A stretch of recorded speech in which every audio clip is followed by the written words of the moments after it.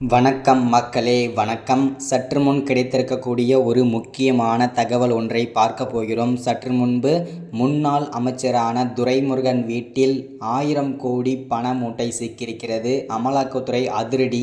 ஸ்டாலின் பேரதிர்ச்சியில் உறைந்து போயிருக்கிறார். ஸோ என்ன காரணம்? இந்த 1000 கோடி யாருடைய பணம், எங்கிருந்து வந்தது? இதை பற்றின முழுமையான தகவல் தான் இந்த ஒரு வீடியோவில் நம்ம தொகுப்பாக பார்க்க போகிறோம். அதற்கு முன்பு நமது சேனலுக்கு நீங்கள் புதிய பார்வையாளராக இருந்தால் மறக்காமல் நமது சேனலை சப்ஸ்கிரைப் பண்ணுங்கள். சப்ஸ்கிரைப் பண்ண உடனேயே பக்கத்திலே ஒரு பெல் பட்டன் வரும். அதை கிளிக் பண்ணி ஆல் ஆப்ஷனில் போட்டு வச்சுக்கோங்க. நம்ம தொடர்ந்து வீடியோ போட்டோம்னா வீடியோ நோட்டிஃபிகேஷன் வரும்.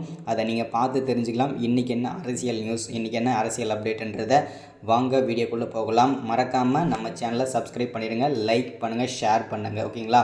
ஓகே, சற்று முன் கிடைத்திருக்கக்கூடிய ஒரு முக்கியமான அதிர்ச்சிகரமான சோகமான தகவல் அப்படின்னு கூட சொல்லலாம். ஏன் அப்படி சொல்கிறேன் அப்படின்னு பார்த்தீங்கன்னா, திமுகவோட முக்கிய பொறுப்பில் இருக்கும் முக்கிய புள்ளிகள் எல்லாருமே ஒவ்வொருத்தராக பல்வேறு சர்ச்சைகளை சிக்கிட்டு வந்துட்டுருக்காங்க. முதல்ல செந்தில் பாலாஜி அவர்கள் பிள்ளையார் சொல்லி போட்டு ஆரம்பித்து வச்சார்.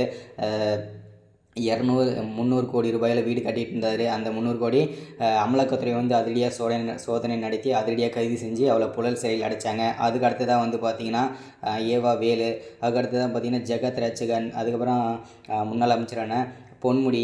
ஸோ இந்த மாதிரி பார்த்திங்கன்னா முக்கிய பொறுப்பில் இருக்கும் முக்கிய புள்ளிகள் எல்லாருமே சர்ச்சையில் சிக்கிட்டு வந்துட்டுருக்கும் வரிசையில் தற்போது அமைச்சர் துரைமுருகன் வீட்டில் 1000 கோடி பண மூட்டை சிக்கியிருக்கிறது.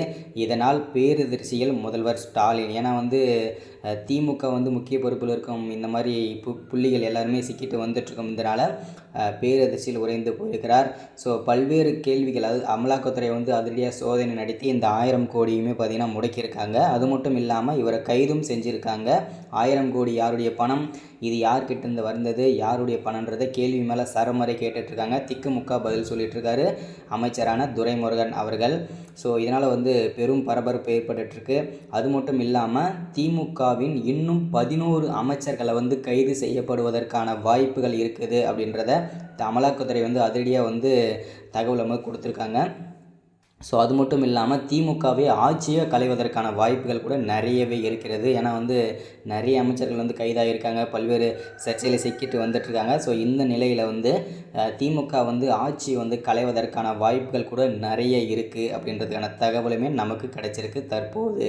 சரிங்களா? ஸோ இதுதான் நான் இந்த வீடியோவில் நம்ம அப்டேட்டாக கொடுத்துருக்கிறது. அது மட்டும் இல்லாமல் உதயநிதி, அதாவது விளையாட்டுத்துறை அமைச்சராகும் உதயநிதி அவர்கள் அவருமே பல்வேறு சர்ச்சையில் சிக்கிட்டு வந்துட்டுருக்காரு. ஸோ அவரை பற்றின அப்டேட் அடுத்தடுத்த வீடியோவில் தொடர்ச்சியாக நம்ம அப்டேட் கொடுத்துட்டே இருக்கோம். தொடர்ந்து நம்ம சேனலை இணைஞ்சிருங்க. மறக்காமல் சப்ஸ்கிரைப் பண்ணுங்கள், லைக் பண்ணுங்கள், ஷேர் பண்ணுங்கள். தேங்க்யூ.